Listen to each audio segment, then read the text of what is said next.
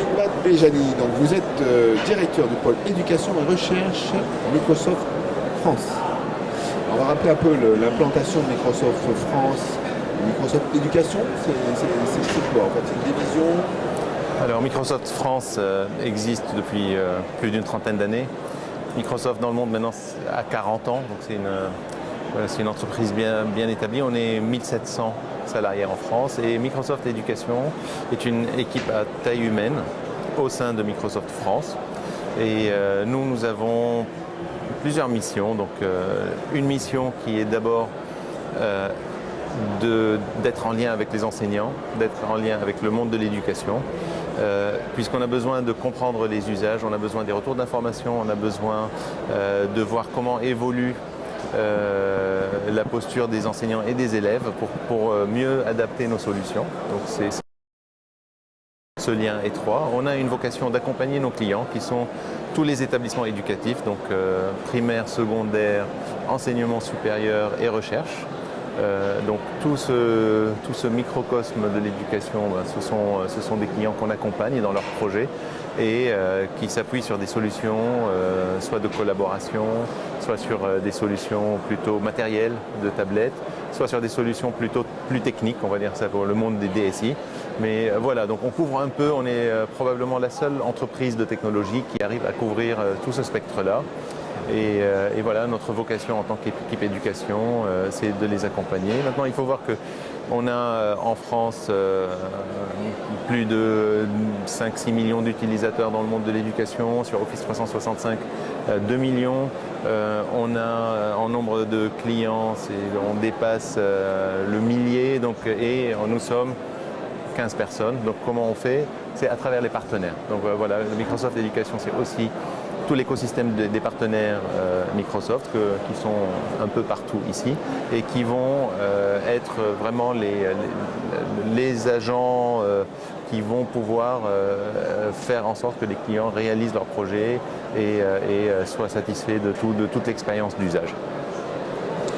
Et donc vous êtes quand même chargé d'une mission, c'est un devoir, en gros, c'est l'OS le plus utilisé dans le monde, donc forcément l'éducation, c'est l'OS le plus utilisé dans le monde. Pour ce faire, vous avez mis en place des réseaux d'enseignants pour qu'effectivement ça remonte et ça redescend. En fait. Voilà, nous avons, et c'est un programme mondial, nous avons un réseau d'enseignants innovants Microsoft, donc, avec lequel on est en lien. Donc en ce moment, pendant que nous on parle, une partie de ce réseau est à Budapest. Et donc ils rencontrent leurs collègues d'un peu partout dans le monde. Donc on fait ces forums d'enseignants innovants annuellement. Là, ça se passe en même temps qu'Educatis Educatech.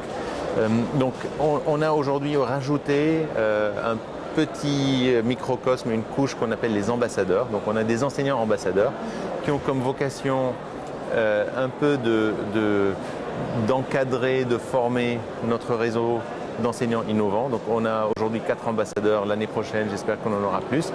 Et le réseau d'enseignants innovants aujourd'hui c'est une centaine. Alors quel est leur rôle? Leur rôle c'est essentiellement d'avoir une couverture territoriale suffisamment dense pour aller dans les établissements quand ces établissements le demandent. Et d'organiser des ateliers de prise en main typiquement de nos solutions. Alors ça peut être du Windows mais pas nécessairement puisqu'aujourd'hui Microsoft est ouvert à tous les systèmes d'exploitation.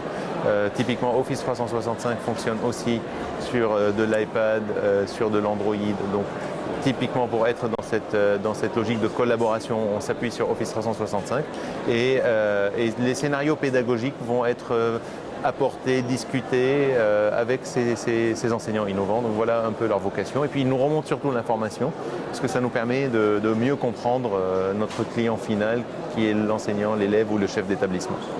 Et pour adapter les futurs produits. Exactement.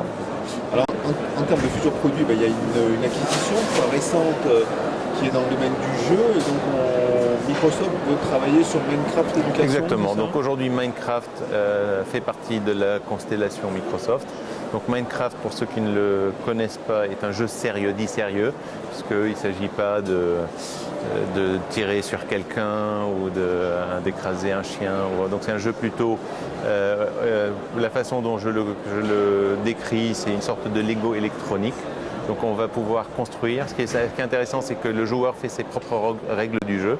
Et c'est un jeu intéressant à plusieurs titres. D'abord par son graphisme qui est très sommaire et donc il permet pas mal la conceptualisation. Donc ça reste à la limite du figuratif, mais du coup chacun peut projeter un peu son monde.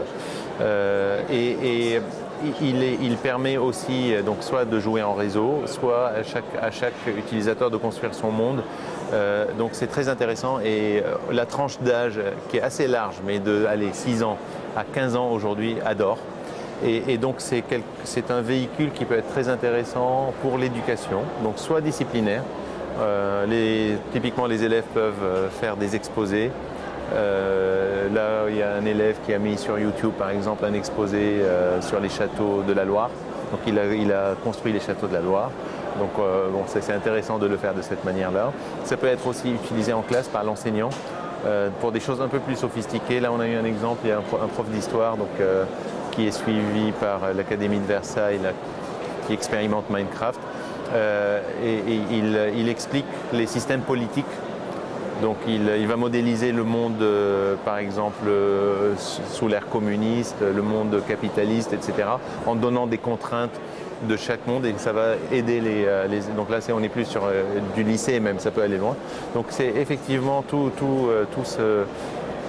ce monde du jeu sérieux qui va faire en sorte que les élèves vont travailler avec appétit et s'approprier, être acteurs de leur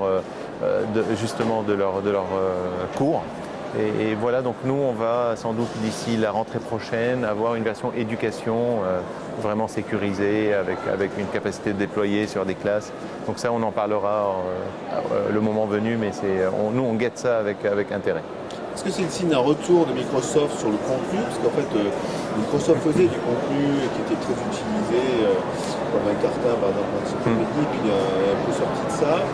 Au-delà donc, des produits Microsoft Office 365, est-ce que ça annonce un retour sur le contenu ou est-ce que il y a une stratégie jeu uniquement? Alors, non, il n'y a pas d'autres initiatives contenu importantes. Donc il n'y a pas de stratégie de contenu qui se dégage derrière l'acquisition de Minecraft.